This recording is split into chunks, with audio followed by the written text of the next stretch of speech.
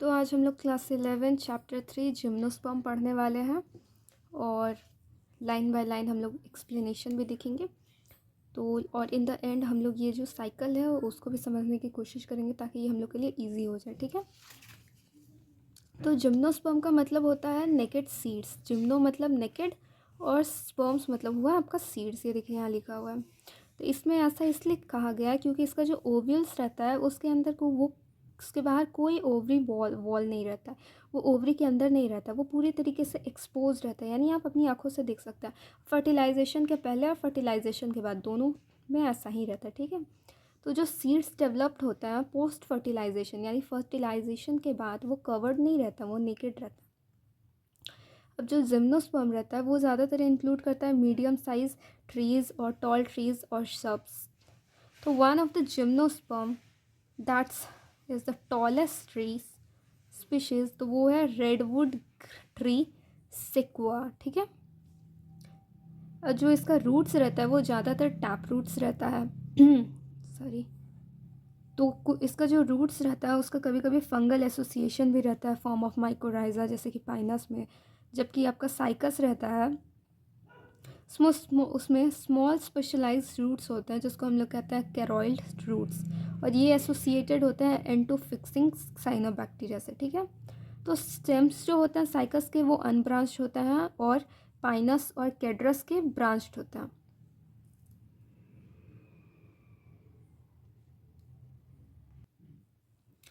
तो अभी हम लोग दोनों में क्या अंतर होता है साइकस और पाइनस में हम लोग ये देखने वाले, क्योंकि यहाँ पे काफ़ी सारी जगहों पे साइकस और पाइनस दोनों के बीच में डिफ्रेंशिएशन दिखाया गया है कि साइकस में ये रहता है, पाइनस में ये रहता है। ठीक है। तो जो लीव्स रहते हैं वो तो या तो सिंपल हो सकते हैं या तो कंपाउंड हो सकते हैं। अब सिंपल लीव्स कुछ ऐसे दिखता है और इसको हम लोग कंपाउंड लीव्स कहते हैं। ठीक है। ये तो बहुत बेसिक सा चीज़ है जो बच्चों को भी आजकल पढ़ाया जाता है। तो जो साइकस में होता है वो पिनेट लीव्स होते हैं। ठीक है। और जो ज़्यादातर सालों तक चलते हैं, फ्यू ईयर्स। अब जो लीव्स होते हैं जिम्नोस्पर्म्स के वो वेल अडेप्टेड होते हैं with stand extreme temperature, humidity and winds. तो जिम्नोस्पर्म्स में जो पेड़ पौधे आते हैं वो ज़्यादातर वेल अडेप्टेड रहते हैं with stand extreme temperature, humidity, wind, climate. यानी आपके ये क्लाइमेट की तरफ पे वो ज़्यादा ही एक्सट्रीम रह सकता है, ज़्यादा टाइम तक रह सकता है। अब जैसे कि in conifers the needle like leaves reduce the structure surface area their thick cuticle and sunken stomata also help to reduce. अब इस लाइन का मतलब देखिए कि जो कॉर्निफर्स यानी जो नोखीले पेड़ पौधे होते हैं जिसके पत्ते नोखीले होते हैं, तो ऐसा नीडल्स लाइक इसलिए होते हैं ताकि वो सरफेस एरिया को कम कर सके। सरफेस एरिया कम रहता है उसका, उसमें जो क्यूटिकल्स रहते हैं वो थिक रहता है और स्टोमेटा जो रहता है वो सिकुड़ा हुआ रहता है, संकन रहता है, संकन। ठीक है, सिकुड़ चुका हुआ। तो ये क्या करता है कि जो वाटर लॉस रहता है वो कम कर देता है। और जो कॉर्निफर्स रहता है वो ज़्यादातर आपको सूखे जगहों पे मिलता है जहाँ पे बारिश कम होती है, धूप ज़्यादा रहता है। इस तरीके से वो जो प्लांट रहता है वो खुद के अंदर वाटर स्टोर कर पाता है ज़्यादा वक्त तक।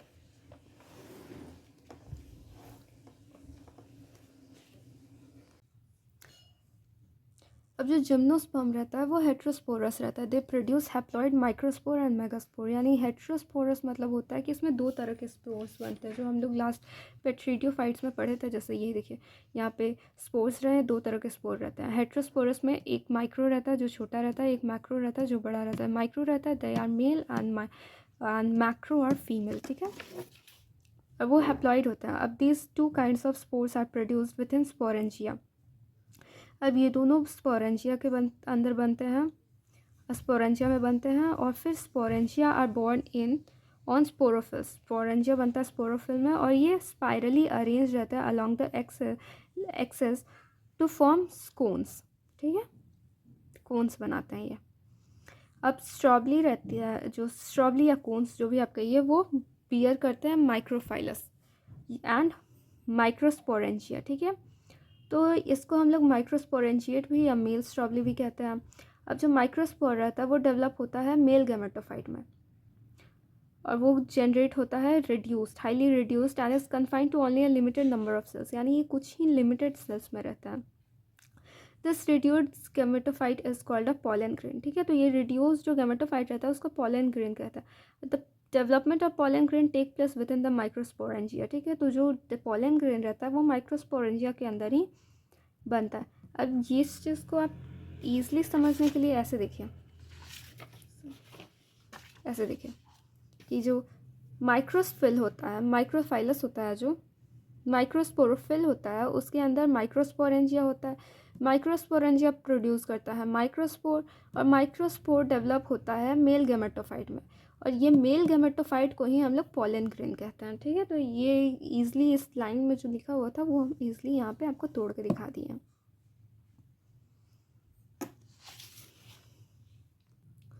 अब वो कोन्स या वो स्ट्रॉबेरी जो बियर करते हैं या जिनके पास मेगास्पोरोफिल रहता है विथ ओव्यूल और मेगास्पोरेंजिया रहता है, उसको हम लोग मैक्रोस्पोरेंजिएट या फीमेल स्ट्रॉबेरी कहते हैं, ठीक है। अब जो मेल और फीमेल कोन्स रहते हैं या स्ट्रॉबेरी जो रहता है वो सेम ट्री में रहता है, पाइनस में, लेकिन साइकस में मेल कोन्स अलग रहता है और जो फीमेल कोन रहता है वो अलग अलग पेड़ में रहता है। अब इसके बाद ये जा कर के बनता है मेगास्पोर मदर सेल, जो कि डिफ्रेंशिएट होता है from one of the cell of the nucleus, ठीक है। तो मेगास्पोर मदर सेल वो डिफ्रेंशिएट होता है एक न्यूक्लियस से, और nucleus is protected by envelope. तो जो न्यूक्लियस रहता है वो इनवेलप से प्रोटेक्टेड रहता है, और composite structure is called ovule, और इस स्ट्रक्चर को ओव्यूल ही कहते हैं। अब ओव्यूल जो रहता है वो मेगास्पोरोफिल पे बनता है, और ये विच में be cluster to form the female cones, ठीक है। तो आगे चल के ये फीमेल कोन्स बन जाते हैं,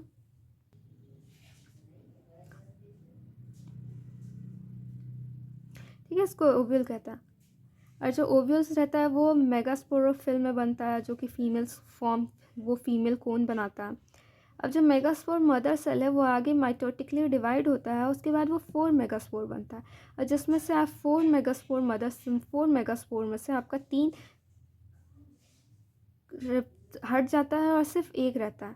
तो एक जो मेगास्पोर रहता है वो आगे चल करके, मतलब आगे मेगास्पोरेंजियम में डेवलप होता है into a multi cellular female gametophyte, ठीक है, जो बियर करता है 2 या उससे ज़्यादा आर्किगोनिया या फीमेल सेक्स ऑर्गन। और जो मल्टी सेलुलर फीमेल गैमेटोफाइट और जो रहता है मल्टी सेलुलर फीमेल गैमेटोफाइट वो भी मेगास्पोरेंजियम में ही रह जाता है, रिटेन्ड विथ इन मेगास्पोरेंजियम।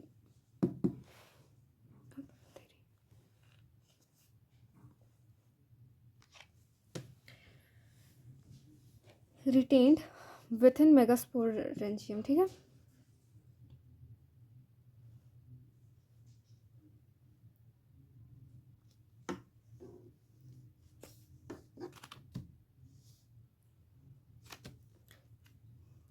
अब इसमें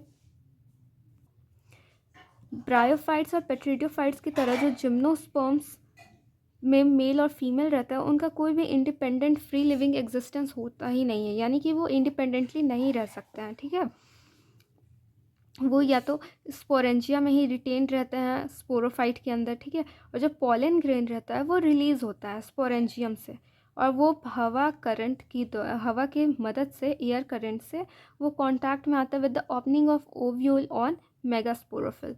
तो वो जो पॉलन रहता है वो हवा की मदद से कांटेक्ट में आता है ओव्यूल में, और ओव्यूल के अंदर जो मेगास्पोरोफिल रहता है वहाँ पर, ठीक है। तो जो पॉलन ट्यूब रहता है वो फिर मेल गैमेट को कैरी करता है, और उसके बाद फिर ग्रोस टूवर्ड और archegonia in the ovule. Archegonia is the female sex organ, वहाँ पे जाते हैं और फिर they discharge their content near the mouth of archegonia. Then they discharge their content near the mouth of archegonia, और उसके बाद फॉलोइंग फर्टिलाइजेशन होता है, जाइगोट डेवलप होता है, उसके बाद एम्ब्रियो बनता है और ओव्यूल इनटू सीड बन जाता है। जो सीड से बनता है वो कवर्ड नहीं रहता, यानी उसमें कभी फ्रूट नहीं लगता। अब इसका हम लोग अगर साइकिल देख ले जिम्नोस्पर्म्स का, तो वो कुछ इस तरीके से रहता है।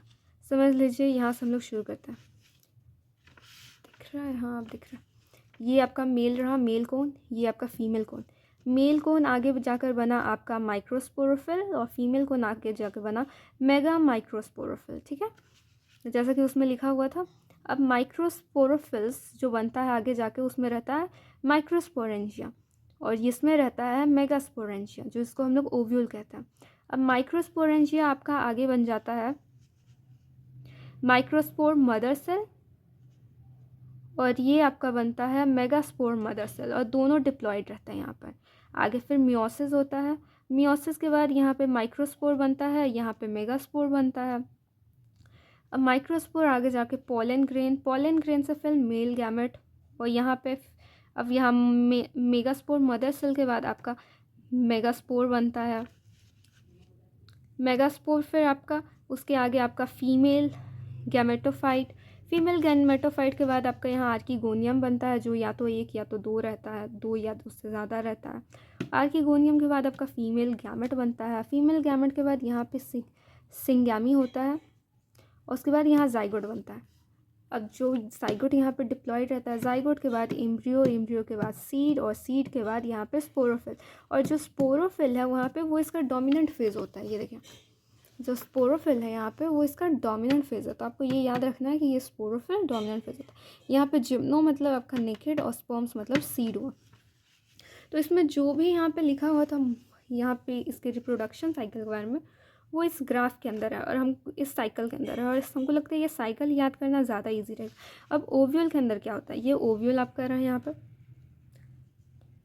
ये आपका आर्किगोनियम है, इसको हम लोग चैजल एंड कहते हैं, ये न्यूक्लियस हो गया, फिर ये पोलन ग्रेन है, पोलन ड्रॉप है, ये आपका एंडोस्पर्म हो गया, और ये माइक्रोफिल है। ठीक है, तो आप इस चीज़ को अच्छे से नोट कर लीजिए, आपको इजी रहेगा। और अगर आप ये अभी नोट नहीं करना चाहते तो आप स्क्रीनशॉट लेके रख सकते हैं और बाद में याद कर सकते हैं, लेकिन दैट्स इट इन दिस। अब इसमें एक छोटा सा टॉपिक और बचता है एंजियोस्पर्म्स का। तो आप जब देखेंगे कि अभी जो नया वाला है उसमें एंजियोस्पर्म सिर्फ यहाँ मोनोकोटिलिडियन तक है, और उससे आगे यहाँ पे है नहीं बुक्स में। तो यहाँ पे जो एंजियोस्पर्म का नया जो बुक है उसमें बस इतना ही है। तो इसमें देखिए क्या लिखा हुआ कि जिम्नोस्पर्म्स की तरह इसमें जो ओव्यूल रहता है वो नेकेड नहीं रहता है, यानी इसका सीड नेकेड नहीं रहता है। और एंजियोस्पर्म्स खास करके आप कहिए तो वो फ्लावरिंग प्लांट हुआ जिसके अंदर फ्लावर उगते हैं। तो एंजियोस्पर्म्स आर फ्लावरिंग प्लांट, इनका जो पोलन ग्रेन और ओव्यूल रहता है वो अच्छी तरह से डेवलप रहता है, और आगे चल करके ये फ्लावर बनता है। तो सीड्स जो इसका रहता है वो फ्रूट के अंदर इनक्लोज रहता है, यानी कि ये फ्रूट्स इसमें बनता है। ठीक है, और angiosperms are exceptionally large group of plant occurring in wide range of habitat, यानी कि ये बहुत ज़्यादा ही लार्ज ग्रुप में बना होता है, फैला हुआ रहता है, इसका बहुत सारे ग्रुप है, और इसका साइज़ में बहुत सारा रेंज रहता है। जैसे सबसे छोटा जो स्मॉलेस्ट है वो है वोल्फिया, और जो टॉलेस्ट ट्री है जो है यूकैलिप्टाइट्स। ठीक है, तो जो 100 मीटर से ज़्यादा बड़ा होता है। अब ये हम लोग को फूड, फॉडर, फ्यूल, मेडिसिन और बहुत सारी कमर्शियल इंपॉर्टेंट चीज़ प्रोवाइड करता है। अब आगे यहाँ तक वो दो क्लासेस में डिवाइड है, एक डाइकोटिलेडोनियस और एक मोनोकोटिलेडोनियस। तो नए बुक में बस इतना ही है, तो हम लोग भी बस इसको इतना ही पढ़ेंगे। And this chapter is over now. Thank you for watching.